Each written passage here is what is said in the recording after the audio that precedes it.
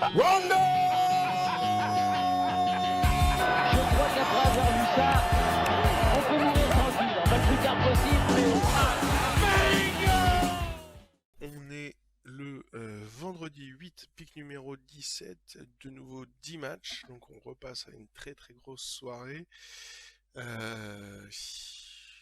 Qu'est-ce que vous avez trouvé de beau? On commence par Pierre pour changer un peu. Je suis en train de réfléchir là, mais je ne trouve pas grand-chose dans ce qui me reste. Ça va partir sur du wood que j'ai pas encore piqué. Sur Orlando, ça peut être sympa. On a Todo qui nous dit PG, donc Paul George pour vendredi. Dawei qui nous dit j'ai encore Yanis face à Utah. Alors si tu gardes Yanis pour en plus le jouer contre Utah, ouais, je comprends pas trop.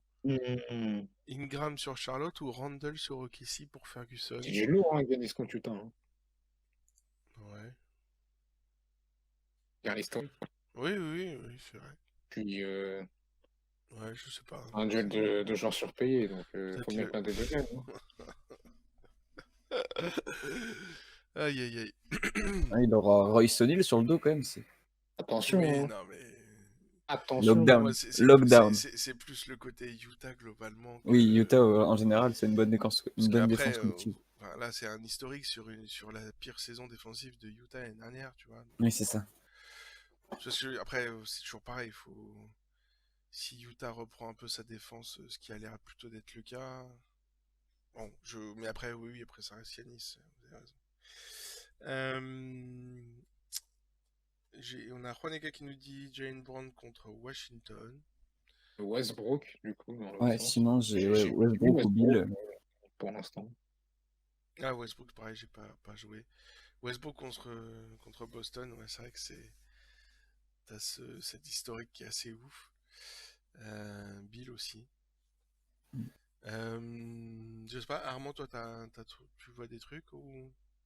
Ouais, j'ai Vucevic face à Houston. Pique un peu safe, mais il fait un bon début de saison. C'est un bon spot. Ton 42 propre. C'est vrai il est pas mal en ce moment. J'ai le Ayton contre Détroit.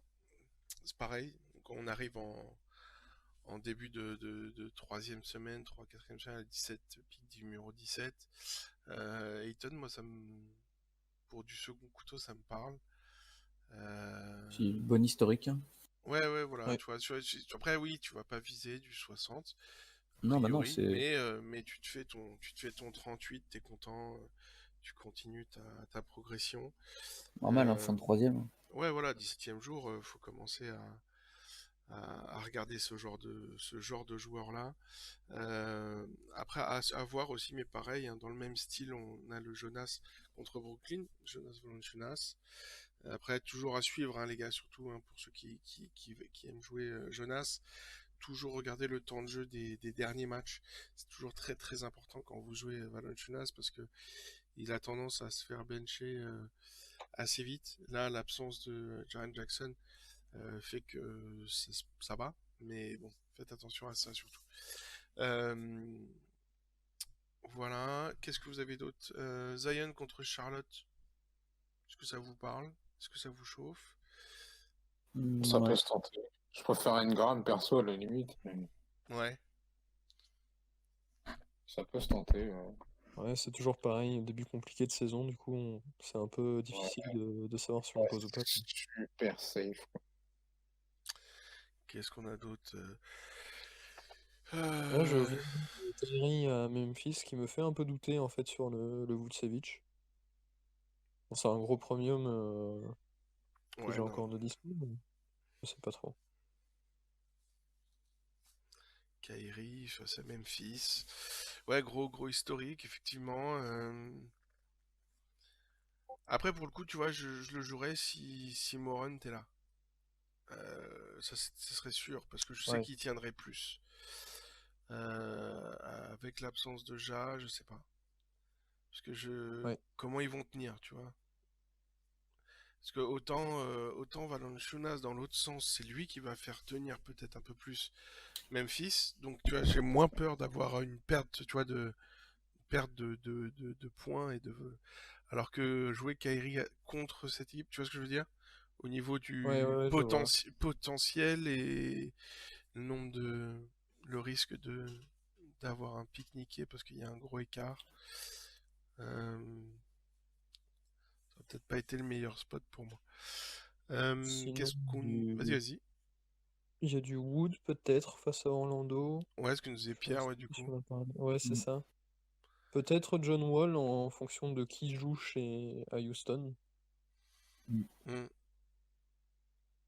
Ouais, c'est fou. Ouais, là, on se retrouve avec quand même les pics de second couteau. Là, ça va être compliqué au début de saison. Ouais.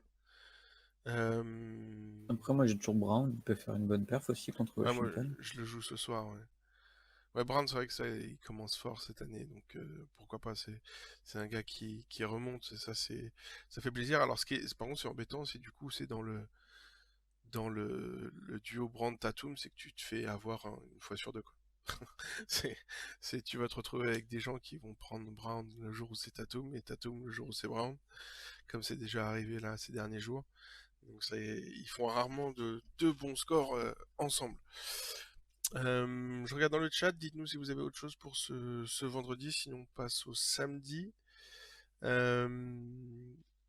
Eddie plutôt vendredi ou dimanche contre Houston? AD plutôt vendredi contre Chicago. Ah, si vraiment t'as à choisir et que tu l'as gardé jusqu'ici, Chicago ou Houston. Je sais pas, vous en pensez quoi? Armand, t'en penses quoi? Pardon, j'ai pas entendu le Et plus. si t'avais à choisir vraiment AD, si jamais tu l'as gardé jusque-là, ou pour quelqu'un qui commence éventuellement, plutôt contre Chicago ou contre Houston? Je dirais plutôt contre Houston. Parce Ouais, que je pense que Houston restera plus dans le match, tout ouais. simplement. Marvin, Ouais. Je suis d'accord? pareil. Et Pierre? Ouais, pareil, Houston. Les Bon. stats vont rester plus hautes. Ouais, pareil. On est tous les trois d'accord. Alors, espérons qu'on est tous les quatre, pardon. Tous les quatre. Donc, Monsieur Auré Girondin, effectivement, ouais, plus contre Houston. Du coup, on serait plus d'accord là-dessus. Oh, we'll never be the same. Oh, Rudy Gay! Go!